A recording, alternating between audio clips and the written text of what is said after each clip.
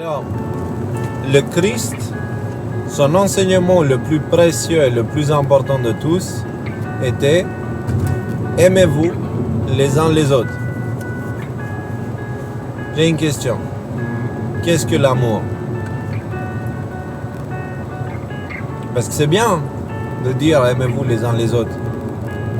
Mais ça veut dire quoi exactement aimer? La raison pour laquelle je pose cette question-là, c'est parce que l'humain a réussi à entacher cette phrase-là. Il y a la personne qui va dire « Oh, mais quelle belle fleur, je l'aime cette fleur !»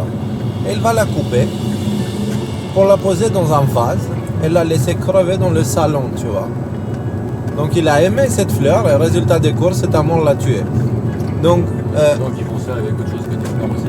Voilà, on est d'accord. Donc, est-ce que ça c'est de l'amour? Ok. Alors, qu'est-ce que... Est-ce que l'amour, il y a une réponse simple qui vient tout de suite? C'est, je crois, ce qu'on appelle la règle d'or. Je ne sais pas si c'est dans la Bible ou pas d'ailleurs. C'est traite les autres comme tu aimerais qu'ils te traitent. Ouais, c'est pas mal. Bon, après, il y a des esprits pervers. Il y a par exemple les masochistes qui peuvent aimer être traités différemment, mais peu importe. Là n'est pas la question. Mais c'est le fait est que l'amour, c'est de faire à autrui, d'accord, en sorte à ce qu'il reste dans le cadre, tu sais, soit de la loi, de la bonne santé, de la bonne disposition psychologique, et que cela te préoccupe. Que cela soit aussi important pour toi, sa condition physique, mentale, etc., que de la tienne propre. C'est parce que tu t'es rendu compte que l'autre, c'est toi, infailliblement. Il en est de la même manière de la fleur que tu aimes. Comment l'autre et moi? Je suis content de te poser la question parce que des fois j'ai peur de la poser. Parce que c'est bien, en fait, ce Tout que le monde a l'air j'aimerais, d'accord là-dessus, mais tu c'est sais, tellement complexe. la raison pour laquelle on s'est retrouvés tous les trois à faire ce genre de conversation, alors qu'on est en train d'aller à Lyon pour une rencontre, en fait, je pense qu'elle est pour qu'on puisse clarifier toutes ces choses-là. Parce que c'est bien de parler des paroles. L'autre, c'est toi. Toi, c'est machin. Et c'est l'amour, et truc, et machin. Et mais tu dans veux le monde où concrètement? on vit, ouais, concrètement, ça veut dire quoi? L'autre, c'est moi. Parce que non, je suis désolé, toi, tu n'es pas moi. Parce que sinon, Isabella, elle couche avec toi. Et du coup, ça n'a aucun sens, tu vois ce que je veux dire? C'est un mauvais exemple. Non, c'était justement pour pousser, prendre le délire et le pousser jusqu'au bout, pour montrer que la manière qu'on perçoit les choses avec nos yeux, l'autre c'est toi, je suis d'accord. Et je te pose une question piège, parce que Vas-y. voilà, j'aimerais clarifier ça, tu vois. Je suis d'accord avec ce que tu dis, mais dit comme ça, c'est un peu léger. Et tout le monde n'a pas accès à cette chose-là. Donc voilà, moi c'est... Dans l'exemple concret, dans l'exemple physique par exemple, c'est-à-dire que si on se frappe mutuellement, d'accord, on ressentira la même douleur. D'accord? Ça Physique. Ça dépend. Non, Les gens mais qui ça frappent dépend. leur femme, La femme, elle sent un peu plus la douleur que quand la femme frappe l'homme, on va dire. Mais je veux dire, si on se frappe mutuellement avec la même intensité, tu comprends, on ressentira la même douleur. Ah, il y en a un qui est entraîné Aussi, on sait pas, il y en a un qui est entraîné à tenir la souffrance et l'autre pas. Les femmes, elles ont une résistance beaucoup plus importante à la douleur, donc ça va pas faire le même effet non plus. Alors vas-y, je t'écoute. Je fais la contradiction parce que... Ouais, non, mais il n'y a pas de souci. Quoi qu'il en soit, la douleur, elle existe. Si tu soumets l'autre à la douleur, il va ressentir la douleur. Si tu te soumets à la douleur, tu vas ressentir la douleur. C'est quoi la différence entre un empathe et un psychopathe, d'accord? Non, attends. Non, mais c'est important. Non, mais il va ressentir la douleur. C'est lui qui va ressentir la douleur. Donc l'autre, dans ce cas précis que tu me dis, toi, j'ai vu des gens avoir très mal aux dents. Moi, j'avais pas mal aux dents, hein, tu m'excuses. Mais attends, par contre, tu as vu autre chose et tu as ressenti un semblant de la douleur de l'autre. Quand tu as vu dans une vidéo quelqu'un qui se casse la gueule ou quelqu'un qui se prend un gros coup dans les valseuses, Voilà. d'accord? Tu fais une grimace, d'accord? Et presque tu as envie de vérifier si les tiens vont bien. Ça dépend de l'humeur où je suis. Si je suis le soir tout seul, machin, j'ai aucune grimace. Rien, je regarde, j'en ai rien à foutre qu'il s'est pris un coup là-bas. Ouais, mais ça veut dire qu'à ce moment-là, tu n'es pas empathique de celui que tu vas se faire. Mais si tu as la réelle sensation que c'est un... Enfin, Mais là, tu es en train de m'expliquer l'empathie. oui, Mais l'empathie, c'est pas moi je suis l'autre. L'empathie est un phénomène qui montre que ce que tu dis est vrai. Mais ce n'est pas ça qui est la raison pour laquelle ce que tu dis est vrai. Alors donne-moi la raison pour laquelle ce que tu dis est vrai. Donc l'empathie. Encore une fois, je suis d'accord avec toi que l'autre c'est toi. Mais qu'est-ce que ça veut dire? L'empathie, c'est un indice qui te montre que l'autre c'est toi, mais c'est juste un indice. C'est un symptôme du fait que l'autre c'est toi. Ce n'est pas la cause. En fait. Alors vas-y. Je viens de me taper tout seul. En fait. C'est que là, dans le fil de nos conversations, on en est arrivé à considérer la Terre comme étant un organisme, dont nous serions les cellules. Okay, donc, au même titre que, voilà, demain, lui là, il a un cancer du foie, mettons, bon, ben, ces cellules du foie sont malades. Les cellules du genou, elles en ont rien à foutre. Ceci dit, si le cancer du foie tue l'individu, ben, les cellules du genou, elles sont mortes pareil. Donc c'est ça qui m'est venu là tout de suite. C'est là, on est déjà beaucoup plus sur quelque chose que l'autre c'est toi. Et moi, je vais vous donner une autre version. Imaginez que là, nous sommes dans ton rêve à toi, que tu dis l'autre c'est toi, ok? Nous sommes dans ton rêve à toi.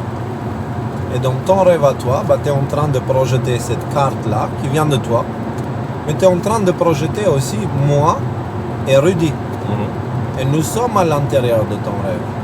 Donc concrètement, qu'est-ce que je suis moi pour toi dans ce cas-là? Une projection de ma conscience. Une projection de toi, une projection qui vient de toi. Donc ça veut dire quoi? Ça veut dire qu'en ce moment-là, tu es en train d'interagir avec une part de toi qui s'est matérialisée dans un corps, tu vois. Et donc ça veut dire que si tu me fais quelque chose, bah tu le fais à toi-même en réalité. Et c'est là, le toi c'est moi, bah ça a plus de sens.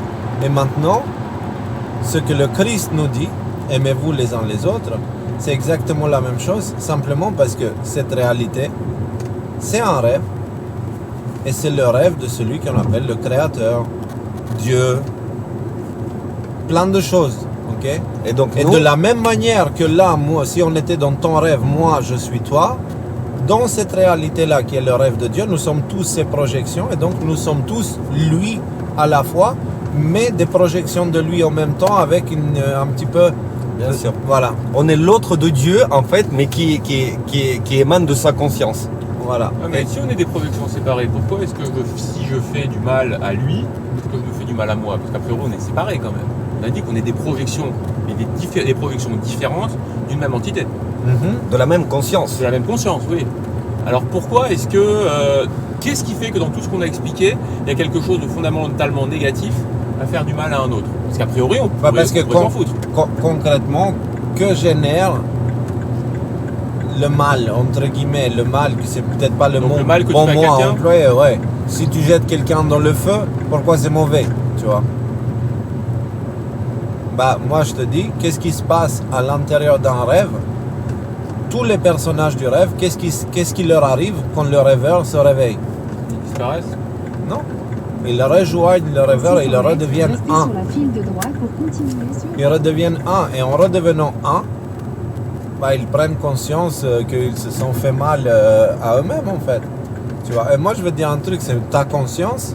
Par exemple, ma conscience, quand je meurs, je ferme les yeux et je les ouvre ailleurs, tout comme quand ça se passe tous les soirs, tu sais.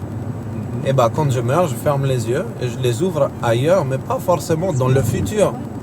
Je peux les ouvrir dans le passé, je peux les ouvrir en même temps, mais ailleurs, tu vois.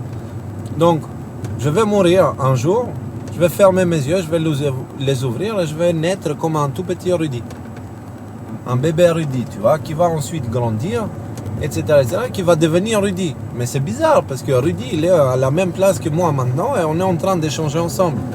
Ce que je veux dire par là, c'est que nous sommes en train d'échanger avec nous-mêmes. Parce donc que là, notre c'est la théorie de l'œuf, en fait, c'est ça.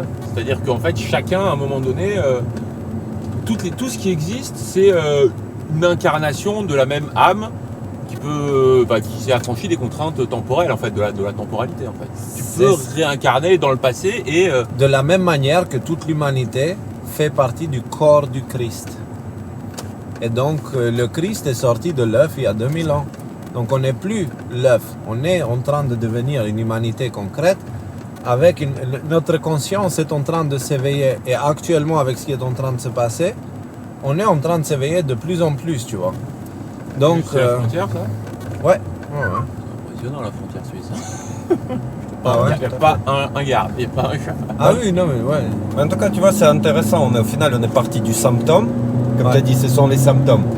Et c'est un peu la méthode empirique, c'est-à-dire qu'on observe les symptômes, ça veut dire qu'on sait qu'il y a une cause.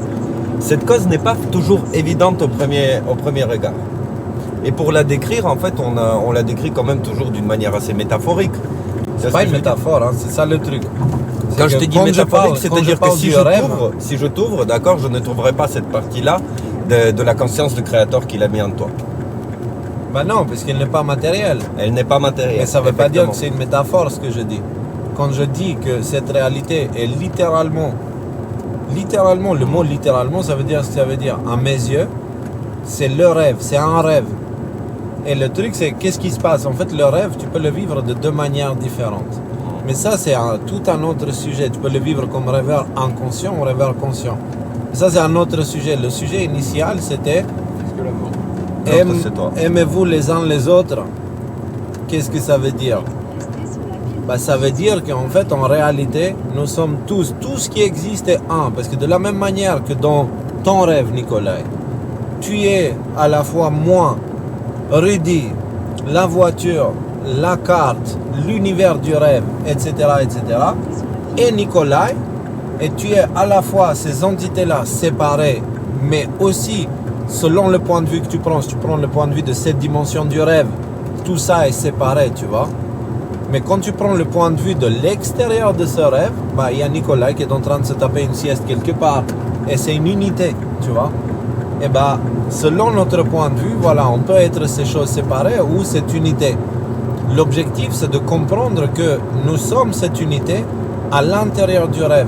Et en le faisant, bah forcément, on va voir l'autre comme nous-mêmes. On va voir la nature comme une part de nous-mêmes. Et quand on l'accepte et on le vit, ce qui se passe, c'est qu'on reçoit une autorité. Bref, mais là, c'est pareil. On entre dans un autre Ouais, c'est un état, autre sujet. un autre sujet. Mais ça veut dire que si tu vois l'autre comme toi-même et si tu vois l'autre comme faisant partie du même corps que toi, tu ne peux pas lui faire du mal. Tu vois? Et là, c'est les cellules que Rudy a dit tout à l'heure, que les cellules du genou, bah non, en fait, elles n'en ont pas rien à foutre du fait que le foie a un cancer.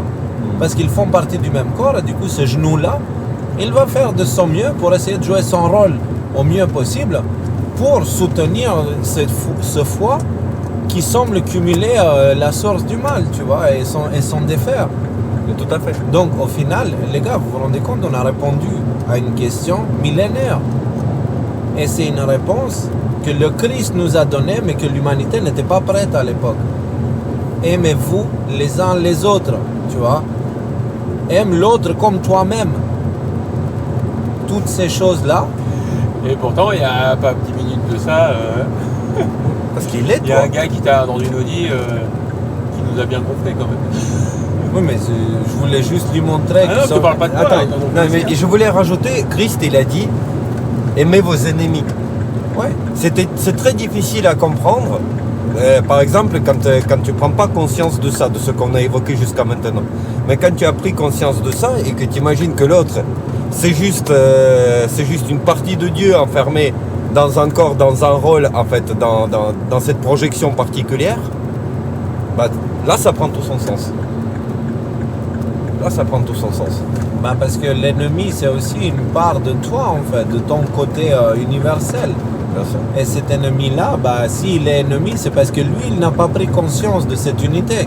Et il est en train, bah, justement, là, on entre dans l'autre sujet, le rêveur conscient et le rêveur inconscient. Il y en a un qui subit le rêve, l'inconscient, et du coup, il voit le géant là-bas. Il se dit, ah, un géant, j'ai peur. Et il ne prend pas conscience, c'est lui-même qui est en train de le projeter. Et du coup, qu'est-ce qui se passe? Ce géant, c'est quoi? C'est une manifestation de sa peur.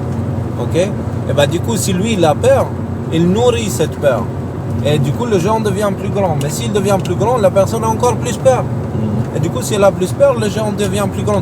Et on part dans une spirale où le géant finit par devenir quelque chose de trop grand. Mais ça, tout ça, c'est un autre sujet. Parce que le rêveur conscient, lui, comme c'était le cas du Christ, il voit le géant et il sait prochain quoi. sujet qu'on pourra se faire pour la prochaine vidéo. Juste sors-moi le portefeuille pour le péage là, et, s'il te plaît, ouais. Si tu veux. Les amis, on ferme celui-là. La conclusion, aimez-vous les uns les autres.